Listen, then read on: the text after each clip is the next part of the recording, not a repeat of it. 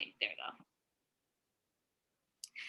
So welcome, Ralph. It's so good to speak with you today. How are you? I'm great. I'm great. How are you? I'm good. Well, but minus this little heat wave we have in New York right now, I'm doing okay. What part of New York you're in? Brooklyn. Ah, cool, cool. From Jersey, of course. I'm Yes, I was gonna get to that too. Okay. Mm. So I did learn that you were from Jersey. What part? Yes, New Brunswick, New Jersey. Okay. Exit, So is exit that nine. northern Jersey or southern Jersey? Or in the It's like middle? central. It's central New Jersey. So basically, right where Rutgers University is. Actually, that's my alma mater. Also. Oh, you went to Rutgers?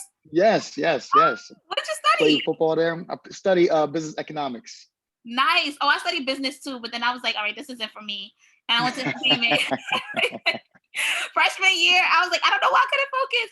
But business was supposed to be my thing. And then I'm like, well, I could get into that after, which I did do after graduating. But Right, right, oh, right.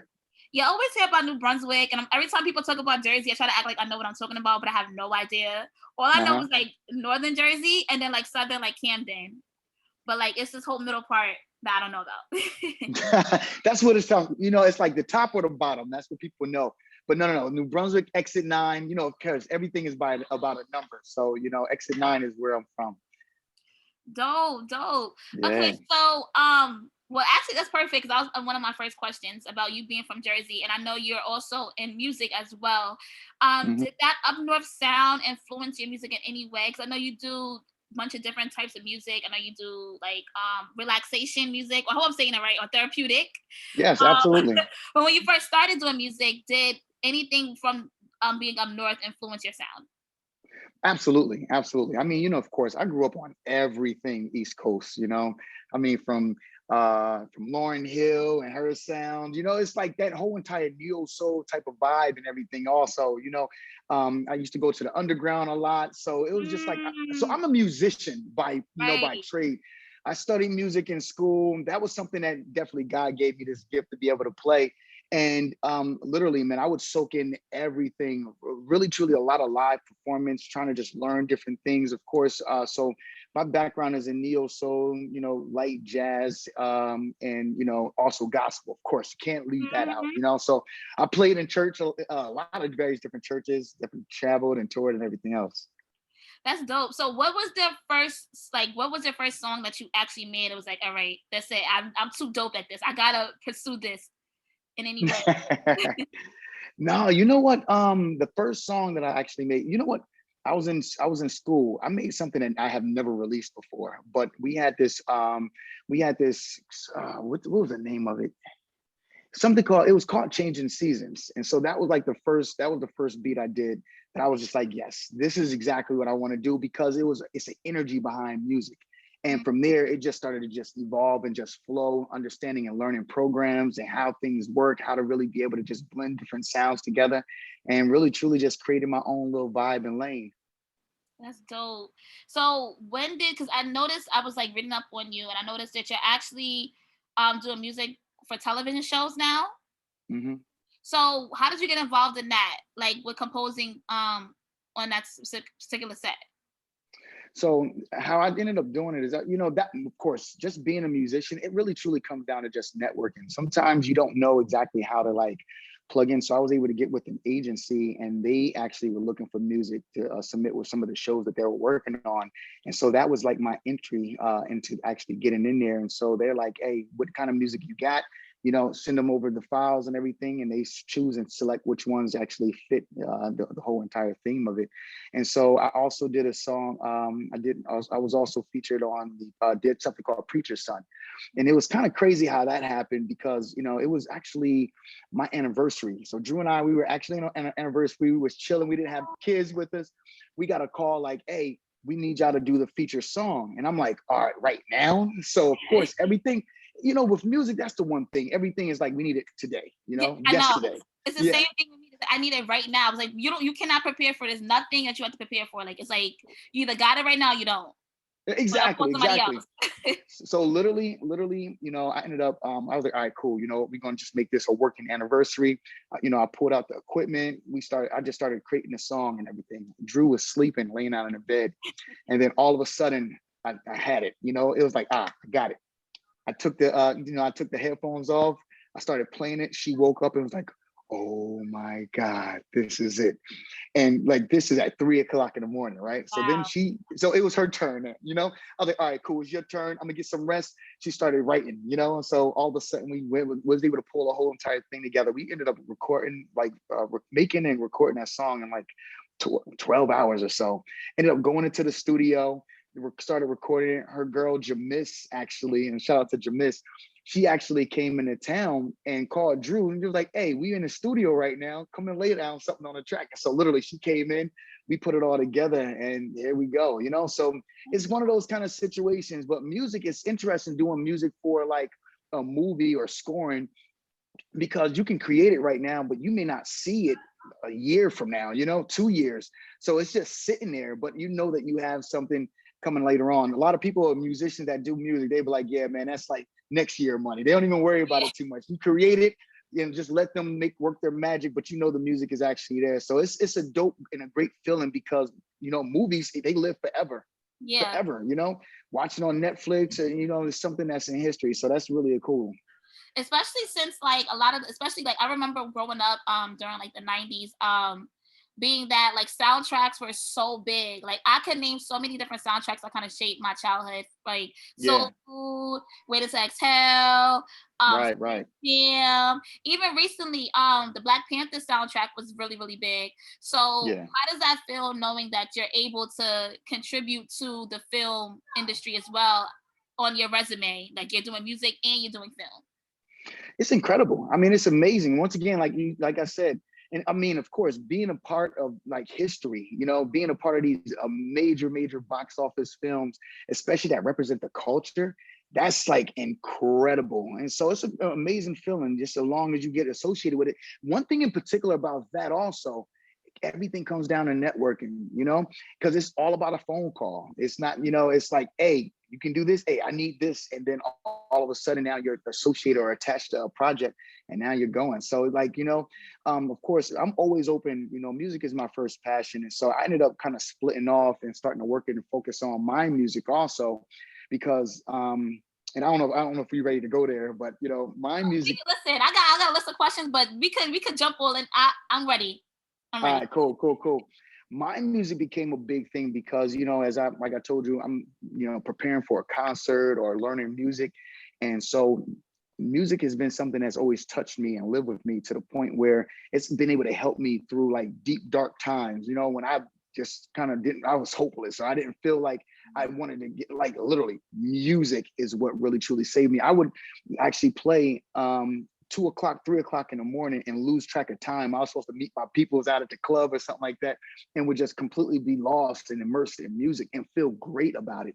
And so I started making music, and I realized that, it started making, the impact that it has. Really, truly, what it comes down to is it releases dopamine, and which also is like the feel good internal drug that you have inside of you.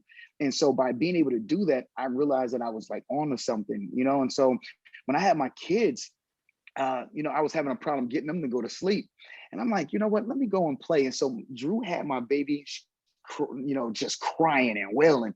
I just jumped on the piano and started playing. And she lifted her head and then put it down, lifted it up again, and literally just closed her eyes and went to sleep. And I was like, oh, mind music, and we just package it up just to make it exactly what it is today. Matter of fact, I use it. It works for adults as well. So it's not something just for kids. I actually used it last night to put my kids to sleep. And I'm like, I want to see what song they actually fall asleep on. Literally 2 hours later, I'm waking up like, dang, it hit me hard. So yeah, it's a really truly powerful and effective sleep system. So I really truly do. And that's one of the things I like to do with music, is make sure that I can move people. And also I can use it to really be able to help people. Also, like, if you're depressed or you have something going on with you, regardless, I want to use music in a way to really truly just boost you, to make you feel like you can go on, like you have hope, like you can go and accomplish whatever you need to accomplish. So that's kind of how I use music, more from a therapy side, not necessarily just making music to people to dance to. That's dope. And it seems that like you and Drew, well, first of all, both of you guys, I would say, are like triple threats, because acting, dancing, singing, you do music, you also have your own, you do fitness as well. So it's I like, do. how do you guys, well, not to say, I don't want to say how do you guys work, because you guys obviously work, but um, like, what is it that kind of helps you guys like work with in your careers and at home? Like, what is the formula to that? 'Cause I know some couples is like, I need like, but you guys, Yeah. it seems to like really like work. Like it's like a puzzle with you guys. Like it's like hand in hand. What's your formula to that? So I would say it's interesting because we cross over in so many different lanes, and so but we also have our own areas that's individual. So for instance, music is the area where we cross over and intersect, right? So Drew sings, I jump on a piano, I play, that really works, and that's when we were working together or creating something for that matter. But I'm also in business I'm basically a technologist. I work on technology, making sure that for the advancements of whatever organizations are trying to do, like Fortune 100, if they're trying to, and of course they're looking at different products in order to be able to drive revenue, as well as create new features and functionality in order to drive business processes. I help with that, right? And that allows me to be able to go into my own lane, and I'm focused there. Drew can't go into this area at all. So that's like my area and my time where I can be like an individual. Drew also is an actress, and so that's her area. I don't deal with that at all, not on that side of it. And so therefore that's her outlet. So I would say that you got to have. 1 second, my nephew just walked in. Let me get him out of here. I'm so sorry. I'm like, I thought it was on mute. Where do we leave off at? You said that. No. Yeah, so we both have our own outlets. Mine is in the business world, really focusing on helping companies within their transformation and their strategies. Drew is her area that she focuses is in being a creative, and so it's like two different sides of the brain. I'm really business, but I'm also creative, which is a little weird at times. And Drew is like really, truly 100% creative. And that's kind of her lane that she stays in. And so I'm telling you, you got to divide, you be like, all right, cool. I'm gonna go to this side, focus on my area where I'm strong. Drew focuses on her side. Then we come and meet in the middle at times. But that's pretty much that's how we get along. It's, and then also it's a matter of growing. Like, one of the things that I said as a parent, or a matter of fact, even just getting married, it's like, why would you want to get married? What's the reason for it? Because you don't have to nowadays, right? You can actually stay single or just date somebody. But I really wanted to focus on legacy, building an empire, really being able to have something that, number one, I can give back to my family, and then also be able to give to my community, And so by being able to do that, relationships actually turn into business a lot of the times. Right? You find somebody, realize that you actually love them, and then you say, all right, what can we build together? How can we grow? Right. And it becomes challenging at times because you got so many different things, and one person wants to go in one direction, the other person wants to go in another one, but really truly stay in the course. And also understanding there's a time for business and there's a time for your relationship, so you can nurture both of them, because a lot of the times your business takes over, and that's the focus of your conversation. You pretty much, you go into bed talking about business, you wake up talking about business. When do you have time for the relationship? Then you have kids. Oh man. So it's really truly a matter of really understanding and having some kind of a balance, understanding how that you do need your time for yourself, and then having that support system that really is there to really hold you accountable. Because I'm telling you, without that, the people that you don't see, we will be completely lost. You need that tribe that's like, hey, you know what? Y'all need some time to yourselves. We're gonna take the kids. Don't do nothing, Y'all need some y'all time. Stop talking about business. Let's drop this. Or hey, you know what? Counseling, like you need a life coach. You need somebody that's going, or a relationship coach, marriage coach, that's going to be able to help you to navigate the various different challenges that you have, and have a clear picture, clear head, and be able to really accomplish things. Mm-hmm. So are you guys, well, I don't know if you said that, you said about a life coach and a marriage coach. Are you guys seeking one right now? Or is like you guys naturally just like, you know what, this is what we need to do? Like, where right now we're not seeing eye to eye, or like I mentioned before, are you guys actually seeing somebody? Oh man, so we seeing my girl, life coach Love.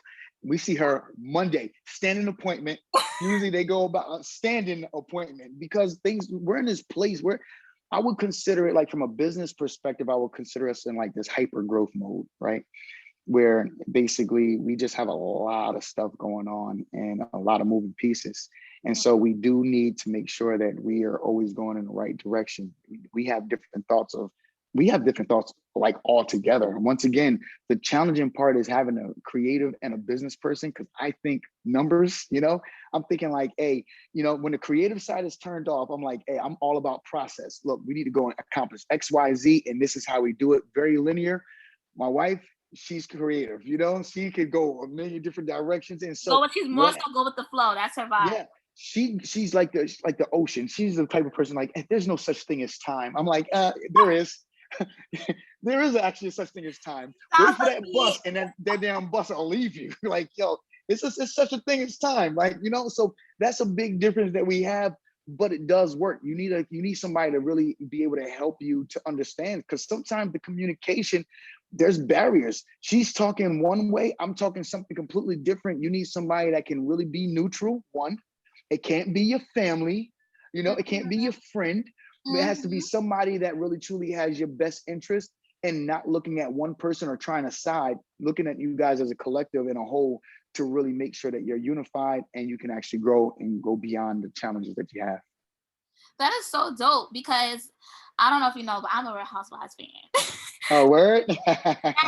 So the last couple of episodes, you guys were moving into your new home. And so that was, that was the problem where she felt like she didn't have a voice, and you were more so, like you said, business wise. So from seeing that episode into seeing now, your language has changed. It's like you guys are more so understanding each other's language and communication, which is awesome, because being a fan, it's like I can see where Drew is coming from, and I can also see where you're coming from. You know what I'm saying? So it's good to hear that you guys are seeking a marriage coach or a life coach, because like you said, in today's world, it's kind of not common to see people in marriages anymore. More so, a lot of people have open relationships, and that what works for them, and other people are more so traditional. So it's dope to see that. But like moving on to family life, Father's Day is coming up. What plans do you guys have? Or do you know anything? Is this a surprise? What you guys are doing? Let me tell you, I just grind out. So I have no idea what Drew may be planning. Actually, she's off shooting a movie right now, so we may possibly get together. I don't know. We may go and do something in North Carolina. I have no idea. We'll find out. My thing that I want to do for Father's Day, which is ideal for me, is just to be able to just chill, have a day to myself, kick my feet up, have a game on or something like that, have a drink in my hand, and really just be chilling. That's kind of my ideal day. So, but I don't know what she may have planned. We'll see. Right. But why do men always like to just chill on these type of holidays? Like, I don't know. I'm more so like family. So I'm like, listen, we're going to do boom, boom, boom, boom, boom. But you're more so like, as long as I'm in the house and my family's around, I'm okay. That's more so like your vibe. You know what? I'm going to tell you something. And this is deep. I'm going to say men, and I learned even from the show, I can't generalize all the time, but I'm going to say myself. I'm such a motivated type of person. What happens with a lot of guys, or some guys, especially people like me, we get into a position where we get into a relationship and we want to fix things. We find our lane. I'm like, all right, cool. You know what? This is the area that my wife is not good in. This is where I can fit in and I can help. And so we become solutionists and we want to fix things. Right. And so you get into that mode where you're always fixing and juggling different things. And of course, it's like you're the man of the house, right? If there's something broken, you fix it. That's kind of what your job is. That's how I was raised.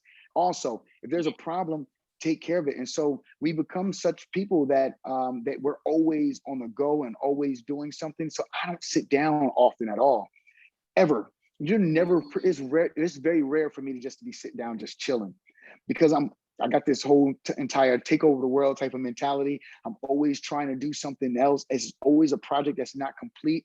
And I'm always trying to do something for the family, either for Drew, for the kids, and put a smile on everyone's face. For Father's Day, it's like, I just want to do something focused on me and whatever puts a smile on my face. It's like, I got that one day, and my birthday, of course, So it's like, that's kind of where I want to take my time, just to chill and relax and be able to just do something I don't typically do. And that's nothing, like I never do nothing. Nothing. Yeah. No, I feel 100%. Like when you're always on the go, it's like you wish you weren't doing nothing. Even though you want to do more, it's like sometimes your brain can get cluttered. And it's good for your mental as well. Your body needs to rest. Your mind needs to rest. It's not okay for it to be functioning all day.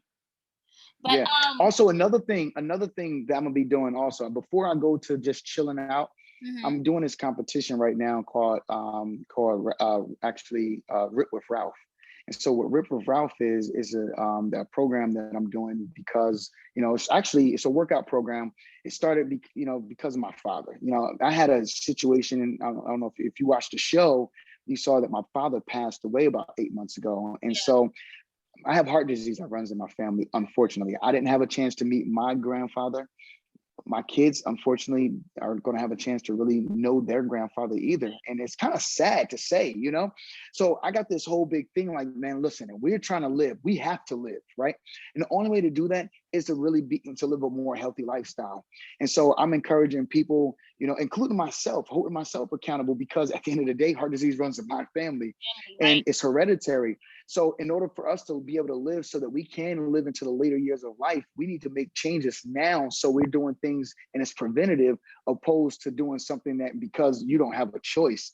The doctor told you we got diabetes that runs into the family. So Rip with Ralph is a program. It's going to encourage people to just get up, get active, work out, really truly take back and take control of their lives so they can live the lifestyle and be able to be around for their kids in their later years as well. So is it like, so if people wanted to go, is it like a website and people could go and sign up, or is it that type of thing? Are you It, it, it okay? It is. It is. It's actually www.ripped, RIPPED with Ralph.com. You can sign up there. It's all over my IG as well. So definitely, which is Ralph Pittman Jr. And so, yeah, I'm encouraging everybody to go and do it. So it's a pretty big deal and it's extremely meaningful to me. Yeah, especially since you Yeah. do, like you said, you have kids, and then you have a son too as well. So it's like you want to make sure that your kids are healthy and live a longer life, because like you said, your grandfather passed away, so you didn't get to meet him, and then your father had passed Right. away. So what do you usually prepare for your kids to eat, or what are the big no's in your house that nobody can eat? Big no. You know what? We don't eat a lot of pork in our Oh, house. I don't eat that either. Mm-mm. Yeah, we don't eat a lot of pork in our house. We try to live like I try to make sure that the kids are active, really truly just making sure I want to make sure they get their nutrients. We don't do as much soda, like really true. I don't drink soda at all unless I'm probably having a drink. But I don't drink too much soda at all. I try to make sure I keep everything like really well balanced. We started doing meal preps and things of that nature. So making sure that we have a certain amount of calorie intakes. We making sure that we're eating the right things and making better and healthier decisions. I'm always doing fruit in the house. So I don't necessarily focus so much on what not to eat, but what to eat. And if I focus on what to eat and I only keep those things in the house, everybody will be okay. But I let my kids be kids at the same time, experience things.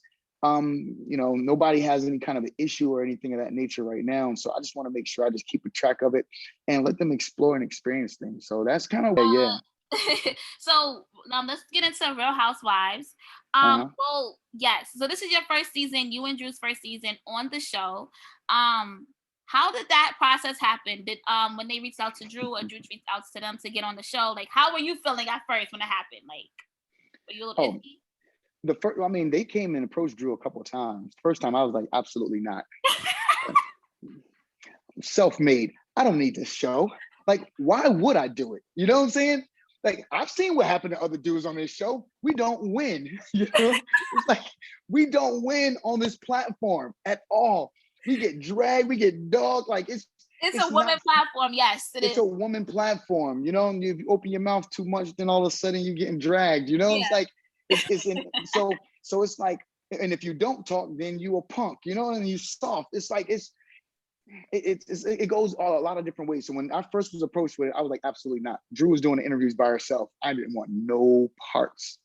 And so we actually got to a place where I did tell Drew, I was like, listen, if there's something that you want in life, I would never go and prevent you from doing it. And so I was like, if you really want to do Housewives and you're passionate about it, then I'll support you and I'll join. And I'm at a place in my career where I can pretty much do whatever I want. I'm an East Coast guy. It's like put me on anywhere on You a God's green hustler. earth. I'm a hustler. I'm gonna make it happen, right? So Right. I don't worry about me. I'm good.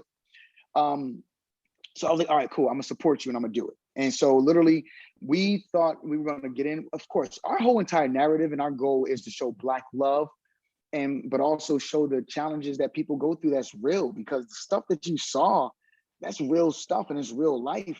I didn't mean for y'all to see a lot of that stuff, but hey, it happened, you know? And so it was organic. And so, you know, here we are. So, I mean, it came in, we were going to do some fun, bubbly stuff, but yeah, we came out the gate kind of hot. I did at Oh, least. kind of hot, yes. Well, first of all, I'm not gonna.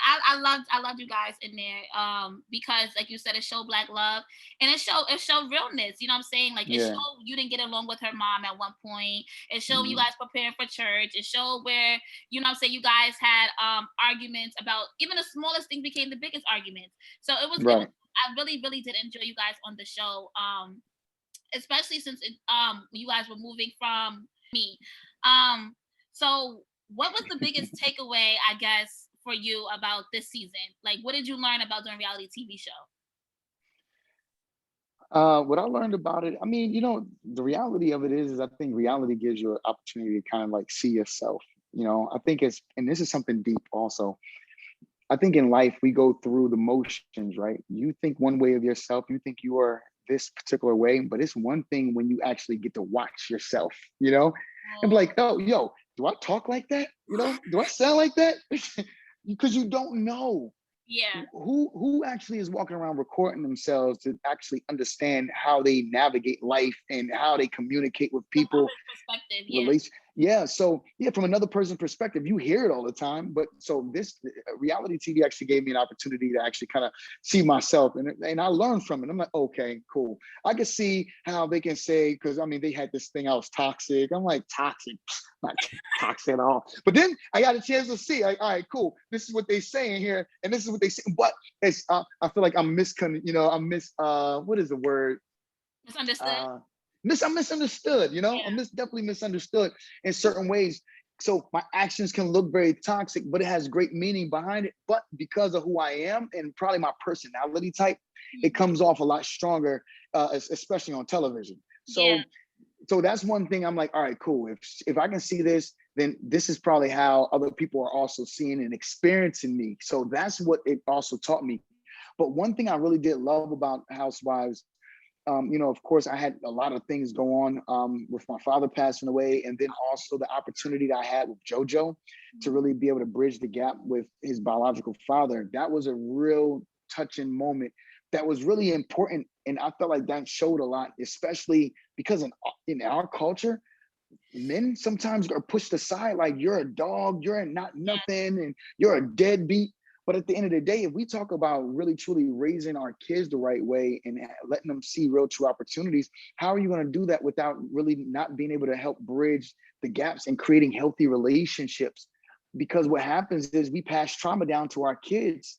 And now our kids have that trauma that they got to deal with. And now they got to try to figure out how to navigate that stuff on their own. mhm, Who's helping them get through that? And how do they know that it's actually trauma? They think it's normal, and we think it's normal.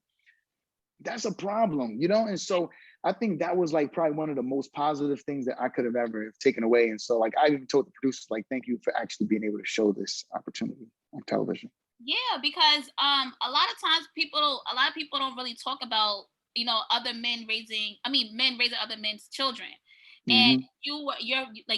we see it now on television, and sometimes a lot of people are against it, some people are for it. So we get to see your perspective of it, and you were very mature about the situation. You were very Yeah, Drew about how you felt. I think it's important, like you said, I think it's important for black men to see that. I think it's important for all femmes to see that, even for women to feel, yeah, they shouldn't feel shamed about about moving on and finding love, finding the right person for them who would be there for their kids. facts. So, Hmm. um, what was it like, kind of, I guess, even mingling Now, with can we go back to that point right there that you were just saying oh, though, about before you do go? mhm, I think one thing is there's an ego. There's an yes, ego problem with people, you know, especially men. We really truly are territorial. You know, I'm territorial, but at the same point in time, I'm man enough to be like, hey, you know what? At the end of the day, this is bigger than me.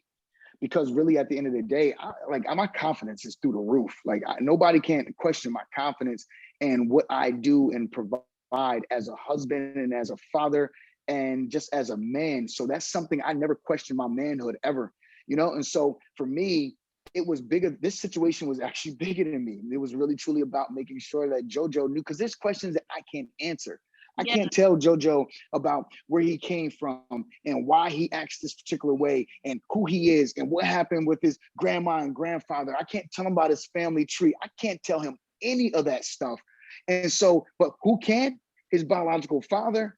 And so I just want to make sure he's around and say, hey, if you have these particular kind of questions, ask him, because this is where you can get your answers from. I just want to bridge where, because knowledge is power, right?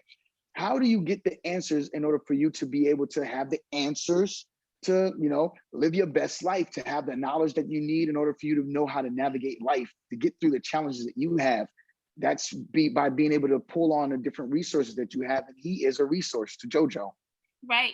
Do you read a lot? You seem very like a lot of these, because a lot of people don't really know how to, I guess, word these things correctly. So I can tell, like, while you're talking, like the way you're talking to me, it's like you can tell you read a lot, or you're insightful in a lot of situations with family life. I don't know. Is that Yeah. true? Yeah. I mean, of course, I study a lot, I Yeah. mean, I'm an intellectual, I would say. And I do. So I'm also a life coach as well. And so I really truly like studying like human nature and characteristics, personalities, and why and what makes people tick. You know, if we're going to promote and move society forward, and or Mm, even us as a culture, I mean, there's certain things that we have to do. And a lot of times it's us. So that's one of the biggest things that I always talk about. I'm like, what can you really change? You can change yourself. That's the only thing you have control to do. You yes. can't control nobody else, how they think, how they act, what they're going to do. That's the only thing you have the power of, controlling yourself. Control. Oof. I say that all the time. Oh my God. When I Yeah. talk to my girlfriends about like relationships, it's like at the end of the day, Uh-huh. if you are not happy, you control your happiness. If you're not happy with this person and you want them to change, they're not going to. People are going to do what they want to do at the end of the day. You can't control a living thing on this planet. Yeah. Yeah. But yourself. Seriously. But yourself. Seriously. And Yeah. also how you react to it. If Yes. you associate something negative to a situation, then that's what you're going to attract. If Yes. you be like, hey man, he's a deadbeat, guess what? You're gonna have a deadbeat, Deadbeat. because Yup. you're never gonna see the beauty in him, because you've already labeled him as a deadbeat, and whatever you say he is, that's what he is. And so really truly, you're really truly huge on studying, like, once again, human nature. Like, really truly, it's like whatever you think, so are you. That's kind of the whole thing. Whatever you think, so is he. And so for that purpose right there, even going back to a situation, even with Drew or something of that nature, if I think that she's one particular way, that's who she is. I have the power to go and change that association and say, no, you know what? Let me change that. I actually think that it's this, and I can control it, because I got control over myself. I can control my outcomes. I can control what I see and how I perceive certain situations. And now all of a sudden, everything around me starts to change, because you got to understand the power that you have. I think people forget to realize the power that they have, and the power they have to actually change situations, because they've changed their own mindset and how they now perceive things that are in front of them. Yeah. Thoughts become things. Thoughts become things. Yes. You also attract what you put out. So, like you said, I agree 100%. Facts. Woo. That was Yeah. um. So moving on again. Yeah. How was it? I guess hanging out with the other housewives husbands on the show and Mhm. getting to know them as well. Oh man, it was crazy cool. So I mean, my guys, Todd, I got around Dennis, Mike, uh, that's pretty much where it stops. So Well, this it might be a new cast member this season. I don't know. We'll see. We'll see. But and that'll Simon be might cool. Who? You said who? come. Simon. Oh,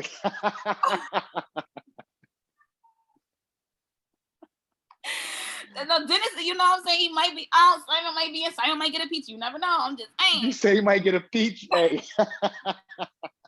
hey, look. You know what? I'm here for whatever. I mean, whatever happens, happens. But I can tell you this though, regarding with the guys, man, I feel like we gotta bond, because I mean, of course, you supporting your wife, and at the same time, being on this platform, you need somebody to take you under your wing, and show you and tell you exactly how things should actually work, how to navigate certain situations and everything else. And so, you know, it's great because I get a chance to see what, and talk to them about situations that they've encountered. I know Todd had it rough, Yeah. he went through it. He had a tough situation. And Right. so we was able to share some of the challenges that we have, because of course he had a challenge with his mother-in-law. I had some challenges with my mother-in-law that people saw. His was, I would definitely say, worse than mine. But Yeah. he was able to tell me about how he navigated that situation. And for me, and it's different. My mother-in-law, she's type A, so we kind of I love her to death. But because if we get under the same roof for too long, it start becoming like two bulls. I'm type A also, so it's like a dominance kind of thing after a while. And I don't know, come, stay, visit, don't stay too long though. Yeah. That's my whole thing. That's my narrative. And with in-laws, it's kind of it's a touchy situation. Y'all could be close, but it's also like, all right, we have to, because if me and my significant other argue, I wouldn't want you to jump in. I wouldn't want you to get too comfortable. I've experienced that myself. I lived with in-laws, so I when I seen the episode, I definitely understood where you were going. Facts. It's it's a touchy situation, because they're sensitive over their family members and you're sensitive over how you feel, and sometimes people can't see how you feel from their eyes. So right. I definitely get where you were coming from in that episode, for real. Man, for real, yo. And I tell people, I'm like, look, it's hard. It's rough for you to say that I judge or I look at you guys equal if you are a parent. You're always going to take the side of your child because you guys have a unique bond that no one else can ever have. So there's no way I'm ever going to be equal to your daughter. So you're going to take a side. And then when you jump in, it's not a good situation ever, So It's hard for somebody to actually say, hey, you know what? I'm gonna let them do their thing. And I'm gonna stay out of it. Nah, this doesn't happen too often. So that's why I say visit, don't stay. That's funny. So what are you your therapeutic music? How are you I guess composing this or writing this or creating that sound that are able to help people? Because I've listened to Asmars right before I go to sleep. So when I learned that you do create music that's to help people stay calm and relax, how does that go about to create that, I guess? Well, a couple of different ways. First and foremost, I said I'm type A, so I have to use it myself because I can go off also, And so when you got a lot of stress and pressure in your life, you need something that actually can help you just unwind and just relax. And so basically, I have several different elements: tempo, and I studied this stuff also, studying music therapy, studying music theory in school. I understood exactly the different elements that you can actually have, whether or not it be nature sounds, actual tempo that you're using, and how you pull the various different sounds together, the tonality that you actually use. It's like all of those different things it's like baking a cake almost for me, And so I actually get it to the point where it's perfected and it can actually give exactly the results that I'm looking to actually give with it, which is the cause relaxation, So it's like a lot of various different elements that I actually do use and I infuse into my music, which is the whole entire sound of my music. Right, because my sister, she plays for my niece, she plays like the native sounds. I guess the native flutes, and it helps Yep. people fall asleep. So is it like excuse me? So is it? I guess it has to be something in the music that makes people tired, because when I'm stressed out and I have anxiety or I'm just I can't sleep, I have insomnia, I play those. So is it like that you guys have to study something that can help people, I guess, relax? Yeah, it's a lot. Like, so a flute sound is something that's very relaxing. You can play a cello. It's like a lot of it. It depends on what you're trying to get, but really truly, it's like being a master and baking a cake and putting the right ingredients in there, which for musicians is the right sounds that you're creating in order to give the kind of results that you want. I put like a light drum sometimes because it's like this repetition, that boom, boom, boom, boom, boom, boom, that actually now becomes repetitive in your mind, and actually it kind of captures you. And so it's like music. And I'm gonna tell you, the crazy thing about music is it's something that people have been using throughout time to be able to control people, or to have create some kind of an effect. And so the music that I actually create releases a chemical in your brain called dopamine. I knew it. That's what's really going on, is that particular how you putting everything together. It releases dopamine, And dopamine, once you release it, it's called the happy drug, right? And so it just makes you actually relax and make you feel jolly. Music has the same effect as methamphetamine. So I can play something very relaxing.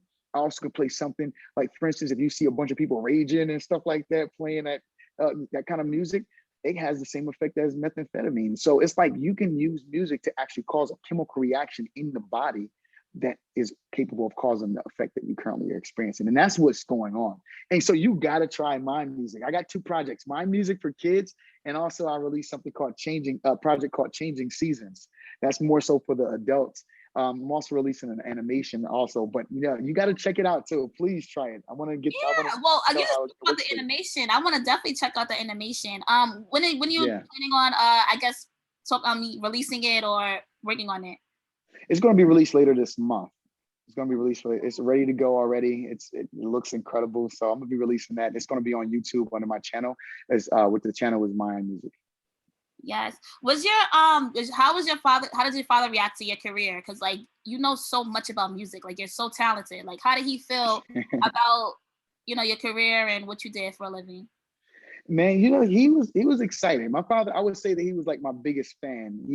Let me tell you, he was a limousine. He had a limousine company, and when he ever had his clients, he would have my CDs. Like, hey, my son, this is my son's project right here. Hey, you need to go and take one of these. So he's over here selling the projects and everything else. So I mean, he was like really truly like my biggest fan, and he was extremely happy with everything I did. I had a band actually in New Jersey. We covered the tri-state area. We played in New York. It was called Love of Music. So we actually did tour a lot. Also, I mean, playing, once again, neo soul, R&B music, and like it was kind of cool. But music is definitely something deeply ingrained with me, and it's just one element inside of me. I think I'm layered. Right, I got a lot of different things that I do, but Yeah, that's definitely one of my loves.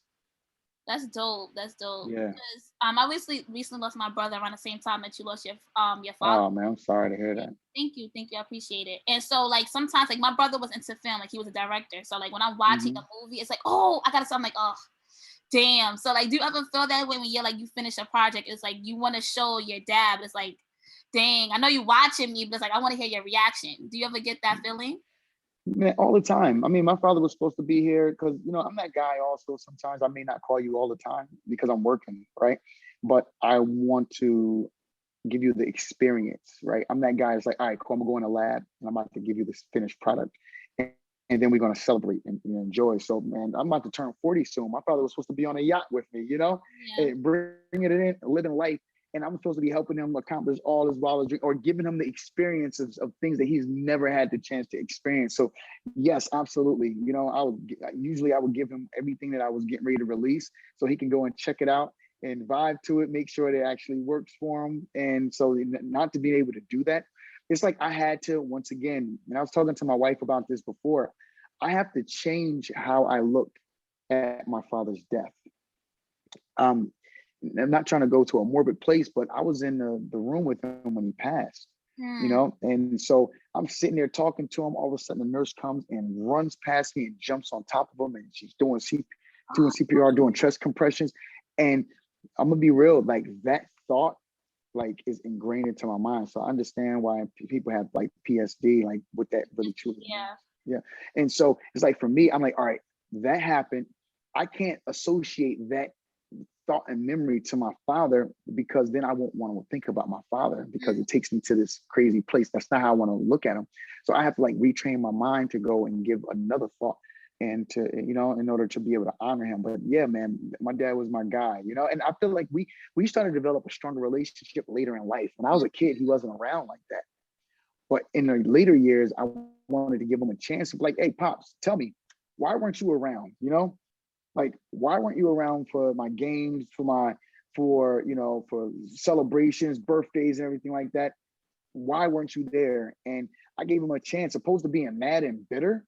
I wanted to hear exactly what his thoughts are because I know it's three sides to a story. And so I had the chance to hear, what him and my mom went through and see why he wasn't there for his perspective. And he apologized. Some of it was like, well, it was me. And it was like, all right, cool. I forgive you for that, but let's focus on what we can do going forward. So that's kind of relationship we started to build and bond. Right. And that's good that you were able to build it later on in your years. You know, you shouldn't you shouldn't regret anything because you were able to forgive him. You was able to Yeah. his last moments with him. Like I Hmm. feel a lot of people don't have that. A lot of people never forgive their parents, and Yeah. it's too late, Right. and you ended up regretting it. But I'm sorry again for the loss of your father. I definitely know how that feels. Like to be No, I creative appreciate it. and not share, you know, what you created with the person that you love the most. Like that's the worst feeling. Right. Right. Facts. Yeah.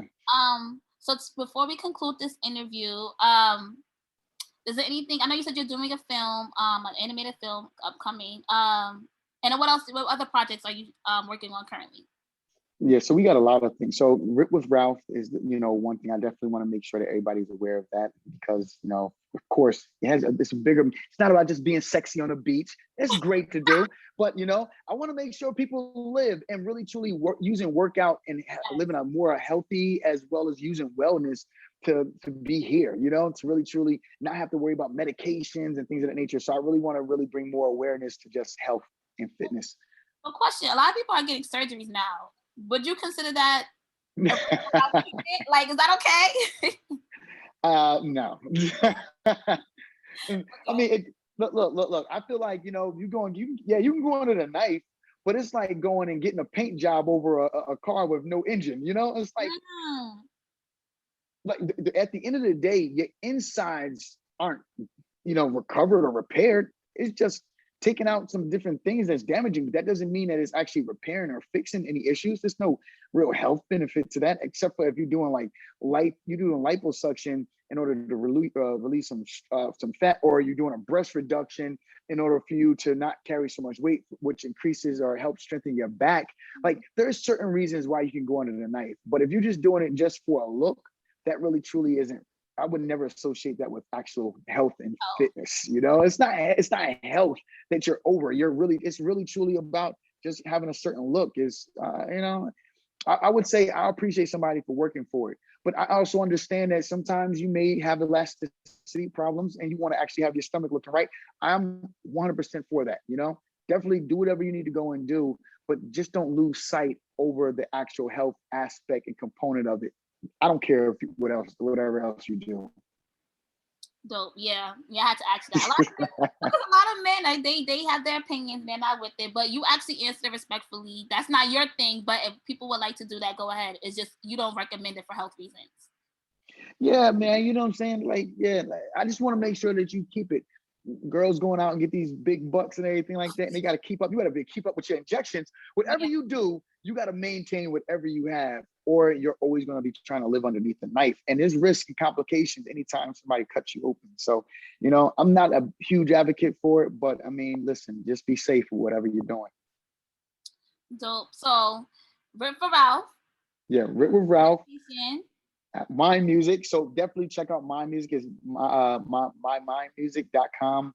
That's really truly when you talk about the sleep system. Actually, I'm about to revamp the whole website. So it really truly is more appealing, just not to kids, but also for adults. It's a movement. It really truly, I'm working on developing an app as well that'll complement that. Also, we have Drew and we have a production company called Eudora Entertainment. And so we released our first feature film, which is going to be You Call Yourself a Christian. So stay tuned for when that's going to be released. But like literally, we're trying to make sure we have our hands involved with pretty much anything, creating a real great ecosystem for creatives, and then also making sure that we can control. We have access to the health and wellness, lifestyle brands. Really truly just making sure that people are able to enjoy certain things. So I really appreciate the opportunity also to share all of these different things that we're doing as well. Yo, it's so dope. I love that you guys work together, especially on a creative side because you guys. Yeah. She's a singer. You do music. She's an actor. You know what I'm saying? You're able to do all the finances. Like that's dope. Like I love to see that. Especially I'm all for that. I hope I get that in the future. Hey, man, you got it, girl. Just call it. I hope so. Hey, Lord, speak I know that, you're gonna be speak talking. that thing into existence. I'm manifesting it right now. Lord, I know you hear There me. you go. Well, I appreciate you so much for speaking with me today. I hope I didn't take up too much of your time. I know you're a very busy man. But it was really good to talk to you and definitely get to know you a little bit more outside of reality TV, and learn a little bit about your projects and your personal life as well. Like, I live for that. So thank you. Yeah. Thank you so much. I really, really, really do appreciate it. No, I appreciate the opportunity. It's great connecting with you. Let's do it again. Of course. Well, when your animation film come out, I want to talk about. I'm a film person, like, so. Really? Yeah. So whenever it drops, I'll speak to your team, and we can set this back up again. Ah, perfect, perfect. Sounds good. Yeah, definitely stay tuned. Thank you so much. Enjoy the rest of your evening. You do the same. Take care now.